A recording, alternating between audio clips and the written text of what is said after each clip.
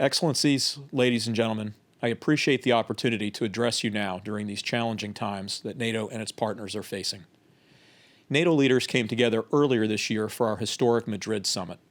You will have seen that during the summit, NATO leaders endorsed a new strategic concept, invited Finland and Sweden to join the alliance as members, and reached many other important decisions. These decisions chart a course for the future of the NATO alliance, setting its priorities, core tasks, and approaches for the next decade, and will enable the alliance to protect our nearly 1 billion citizens, defending our territory, and safeguarding our freedom and democracy. This is a critical time for our security and for international peace and stability. Our world is contested and unpredictable.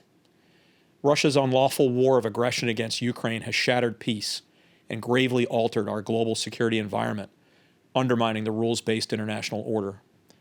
Russia's brutal invasion of Ukraine, repeated violations of international humanitarian law, and heinous attacks and atrocities against civilians have caused unspeakable suffering and destruction. NATO has and will continue to support Ukraine for as long as it takes. The Kremlin seeks to establish spheres of influence and to assert its control through coercion, subversion, aggression, and annexation. It uses conventional, cyber, and hybrid coercive means against us and our partners. Therefore, we will continue to respond to Russian threats and hostile actions in a united and responsible way. We are significantly strengthening deterrence and defense for all allies, enhancing our resilience against Russian coercion, and supporting our partners to counter malign influence and aggression. We will increase our efforts to anticipate and prevent crises and conflicts in line with the alliance's 360-degree approach to deterrence and defense. And the threats we face are global and interconnected. We all face multiple overlapping security challenges. Terrorism in all its forms and manifestations is the most direct asymmetric threat to the security of our citizens and to international peace and prosperity. Insecurity in the Middle East, North Africa, and the Sahel regions has a direct impact on the security of all allies, and our new strategic concept identifies terrorism as one of the main threats to our security. Allies reconfirm their commitment to continue the fight with determination and solidarity, including through intelligence sharing and support for our partners. During the COVID-19 pandemic, when parts of the world had to shut down, terrorist groups were forced to change the way they operated. The pandemic exacerbated many pre-existing issues and challenges that shaped the terrorist threat landscape. While pandemic-related restrictions did reduce potential targets as people could not often leave their homes and gather in large numbers, terrorists took advantage of the greater numbers of people online and enhanced their efforts for online recruiting and radicalization. Where pandemic-related restrictions have artificially and temporarily suppressed the threat of terrorism, their easing may result in an increase in terrorist violence. Terrorist organizations have expanded their networks, enhanced their capabilities, and invested in new technologies to improve their reach and lethality. Transnational terrorist networks continue to exploit conflict and weak governance to recruit, mobilize, and expand their foothold. Terrorist organizations from the entire spectrum of ideologies continue to threaten the security of our populations, forces, and our territorial integrity. They provide online guidance to recruit, radicalize, inspire, and enable individuals to conduct attacks on our soil, while rebuilding capabilities to launch terrorist attacks from their strongholds. Terrorist organizations are giving operational priority to rebuilding their networks, freeing prisoners and embedding within the fabric of societies along NATO's southern flank.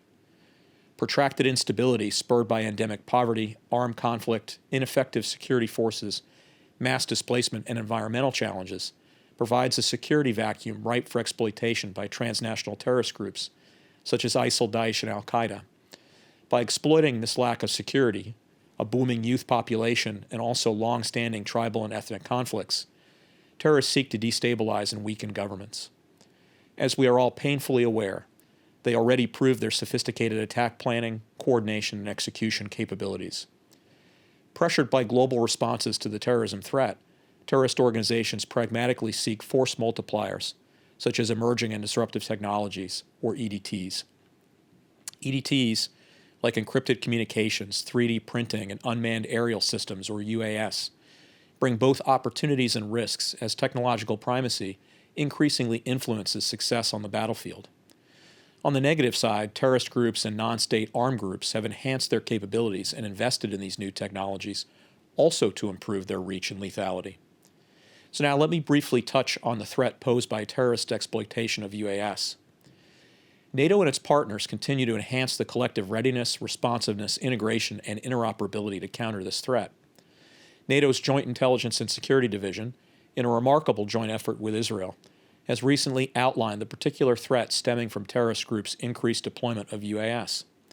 Among others, ISIL Daesh, Al-Qaeda, the Kurdistan Workers' Party, or PKK, Lebanese Hezbollah, the Taliban, the Houthis, Hamas, as well as other violent Palestinian organizations and Shia militia groups in Iraq and Syria, are using weaponized versions of commercially available UAS, or weaponized UAS, in the Middle East and Africa. Terrorist groups have also shared weaponized UAS know-how with affiliates and followers via online platforms. The use of UAS to conduct terrorist attacks is increasing. Terrorist groups have used or attempted to use UAS to conduct many different types of operations, including intelligence collection and weapons delivery. Terror groups and non-state armed groups will likely plot even more complex attacks supported by this type of capability in the Middle East and Africa. Advancements in technology have gradually enabled UAS to fly faster and reach further, with more diverse payloads as well as increased lethality. UAS are more impactful than those available a decade ago.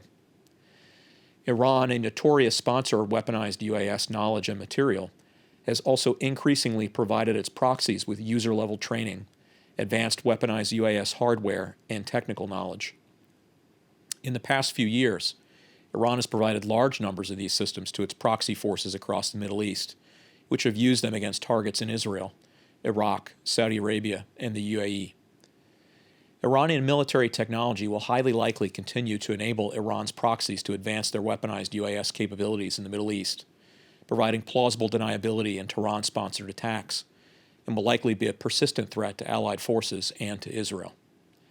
My friend, retired Major General Amos Gilad, has told the media that Israel considers the Iranian UAV threat a serious and imminent threat. I share his assessment. Not only terrorist organizations profit from Iran's proliferation of weaponized UAS technology.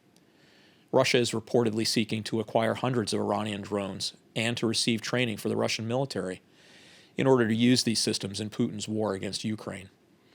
After the claim, a top Iranian official denied his country was helping either side in the Ukrainian conflict.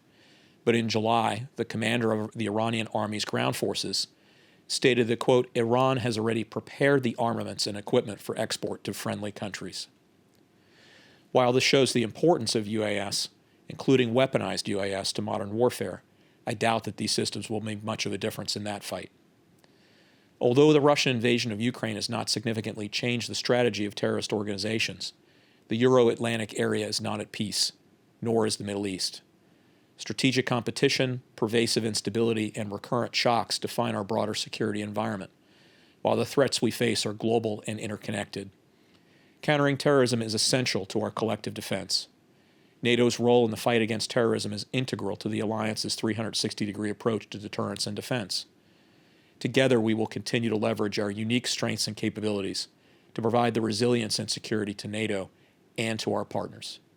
We will enhance cooperation with the international community, including the United Nations and the European Union, and key partners like Israel, to tackle the conditions conducive to the spread of terrorism. Again, thank you very much for the opportunity to speak with you today.